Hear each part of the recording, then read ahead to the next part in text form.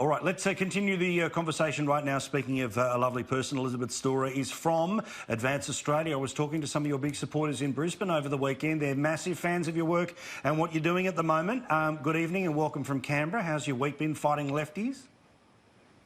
Full on, Paul. It always is, especially given the week that has been. Thanks for having me on the show. All right, I want to touch on a few things. What did you think of the ghost saying that he would have won the election?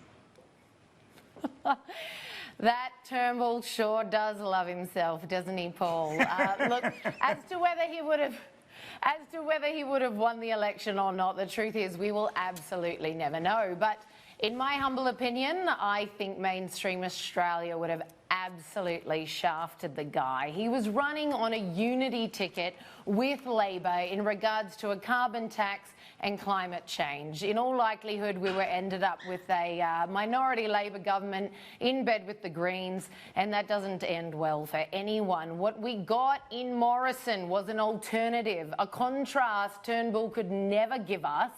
And that was an actual alternative, an actual option in regards to housing tax, retiree tax, climate change tax, and so on. It was just something, a contrast we were never going to get from who is arguably the fakest Liberal Australia's ever seen. Well, I agree. I mean, also what's important to note too is, as I mentioned to anyone who's half listening, right, 4 places that voted, that voted in 13, 16 and 19, all a different way. They voted Liberal in Braddon, in Herbert, in Longman, and then in Lindsay. It all changes and goes back to Labor in 13. They all come back. In 16, government in 19. So look, if forces were already sort of beginning to gang up against Tony Abbott, where would he have got his majority? He would have, as you say, been either heading towards a minority or anything else. Does anyone believe that bloke would have campaigned as hard, as creatively as Morrison? Not at all. I mean, we saw when he had a chance to campaign. Clearly he does. He does. Yeah, but when, yes. All right, I can say more off the air. If I said it on the air, he'd end up owning my house, and he's already got a very big pink one. He doesn't need my little one either. All right, now, I'm going to ask you this question every time we get together. What is the wildest claim that you have heard lefties make in the past week? What is just some absolute rubbish that they've been serving up this week? Mate, I could no sooner choose a favourite star in the heavens, Paul. Given the week that has been, I'd have to say, oh my goodness, there's been some pearlers, but today was an absolute brilliant one. I don't know if you saw it or not.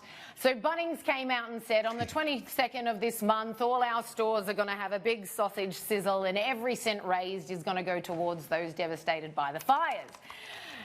Of course, this did not go unnoticed by some radical lefty vegans who then took to Twitter to say, oh my goodness, do these guys not get it? Meat equals climate change equals bushfires. Oh. So basically, Bunnings too are arsonists now.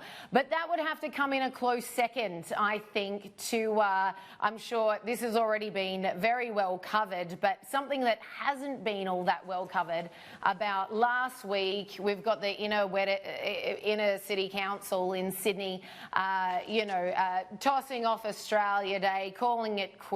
We've got an Aboriginal festival called Bunnings now. But all these virtue signalling councillors coming out going, oh, we're just so sorry this didn't happen sooner, and, many in our constituency wanted this. If you scratch beneath the surface, they took a poll of 37 people in a city of almost 200,000. Get this, so this 37 people, which they proudly say 19% of which were Indigenous Australians. So I'll leave you to do the math there, 19% of 37 people. And they didn't actually say how many of the 37 were for or against Australia Day. They just said that the majority of those 37 people wanted the date changed. So, and I can't go on without mentioning this is in Albo's electorate, right? Yeah. Labor leader of the opposition, and does he come out and smack them down and tell them to pull their heads in and stop trashing our National Day? No, the guy starts calling for a referendum. So we've now got the leader of the opposition who wants to spend millions of taxpayer funds to find out something he already knows, I think, and that is mainstream Australia has absolutely no interest in changing Australia Day from the 26th of January. That sound you can hear, Liz. People high-fiving. Elizabeth Storer is her name. Write it down. It's going to be a famous one soon, if it ain't already. She works with Advance Australia. Last one here. Quite seriously, anti-Semitism is something that has regrouped, regrown. And what is it about parts of, and I repeat, parts of the extreme left who try to adopt the language and symbolism of anti-Semitism as a way of trying to achieve their political cause? These are supposedly the diversity brigade, but they just don't like Jews. Yeah, look, I think the lefties get so confused and conflated. You know, they've got their anti-colonialism, they've got so much anti-ness. I mean, the perfect example of this is Corbyn, right? Which Farage has famously said is actually a thumbs up for the other side because the guy's completely unelectable because of it. And I think that's something we can be glad when we see this aspect of the left coming out loud and proud and ugly. It's one thing to be pro-Palestinian. It's another thing entirely to, as Corbyn has done, call terrorist groups Hezbollah friends. So he's on the record as doing that.